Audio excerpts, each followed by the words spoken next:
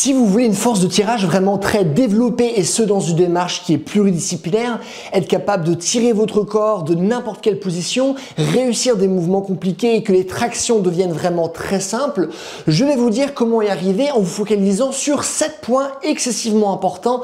À mon sens, aucun de ces points est négligeable et donc doit être mis en place dans vos entraînements et je vous assure que vos performances en seront décuplées. Mais juste avant de commencer, petite introduction, moi c'est Clément, je suis un préparateur physique diplômé et sur ma chaîne Mouvement Conscient, je vous explique comment développer un corps qui est fort, souple, fonctionnel, qui est capable de répondre à plein de situations différentes et complexes. Le premier point est l'importance de travailler la force de tirage verticale, mais également la force de tirage horizontale. Alors la première peut être travaillée avec des tractions classiques et la deuxième peut être entraînée à travers, imaginons, le tirage aux anneaux ou aux haltères ou à la machine ou par exemple les tractions australiennes. Le fait de travailler la force horizontale va améliorer votre capacité à effectuer la seconde moitié de la montée lors d'une traction, c'est-à-dire le moment où vous rapprochez le plus de la barre, soit le moment qui est vraiment le plus dur. Et ça va vous permettre d'avoir une bonne base que vous pourrez ensuite utiliser, imaginons, pour le front lever ou pour tous les mouvements de tirage qu'on peut retrouver par exemple aux arts martiaux, que ce soit en lutte, en judo ou en jiu-jitsu brésilien, etc. Le deuxième point est l'importance du travail scapulaire, c'est-à-dire l'entraînement de vos omoplates. Plus précisément, il s'agit de la dépression et de la rétraction scapulaire, c'est-à-dire votre capacité à ramener vos omoplates vers le bas et à les rapprocher l'une de l'autre. Non seulement ça représente le début du mouvement de traction, mais c'est aussi une force qui est vraiment primordiale pour augmenter son nombre de tractions, commencer le travail de front lever tout en renforçant les épaules et en limitant votre risque de blessure. Ce travail peut être effectué à travers les dépressions et rétractions scapulaires à la barre, ainsi que grâce au travail du Active Arcing Hang.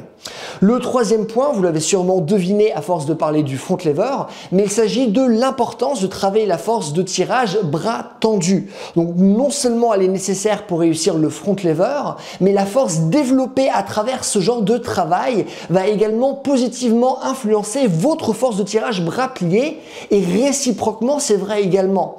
Donc pour maximiser votre force générale de tirage, il convient de bosser à la fois la force bras tendu mais également la force bras plié.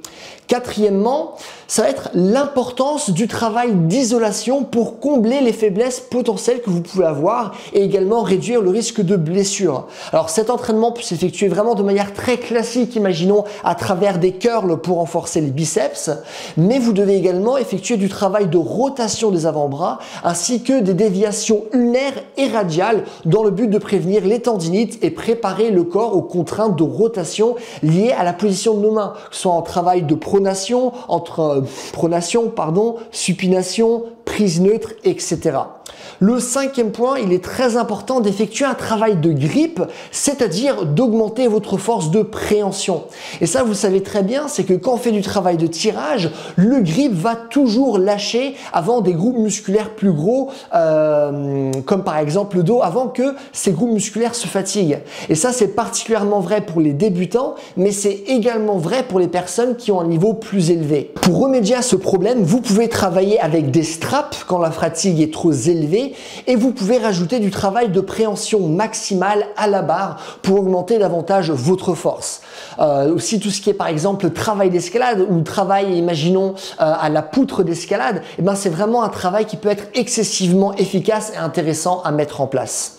Sixièmement, je trouve que c'est particulièrement important d'effectuer du travail isométrique, c'est-à-dire une contraction sans raccourcissement musculaire ou sans rallongement musculaire. Du coup, en gros, on va rester dans une position qui est immobile.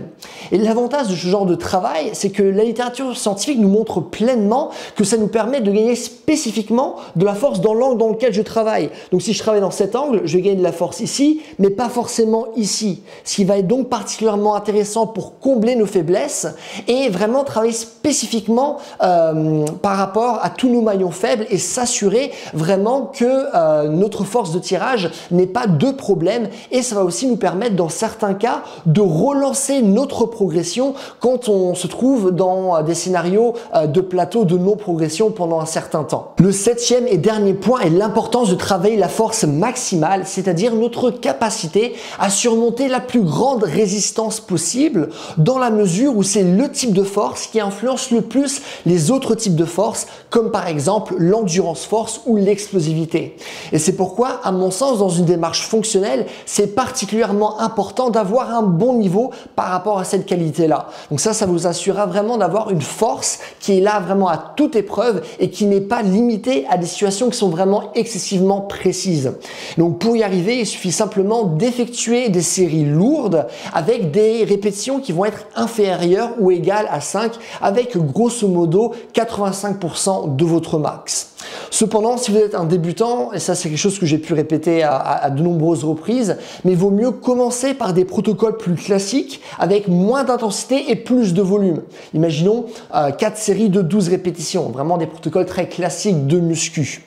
Et dernièrement, sachez que j'ai récemment créé une nouvelle formation qui s'appelle Machine à Traction, qui enseigne à tout le monde comment passer de 0 à 15 tractions, mais vraiment des tractions propres, des tractions solides, mais également être capable de soulever lourd aux tractions lestées. C'est un programme qui est vraiment excessivement complet, qui prend en compte les points abordés dans la vidéo et vous disposez d'une réduction pendant encore quelques jours. Donc n'hésitez pas à cliquer sur le premier lien dans la description afin d'avoir davantage d'informations.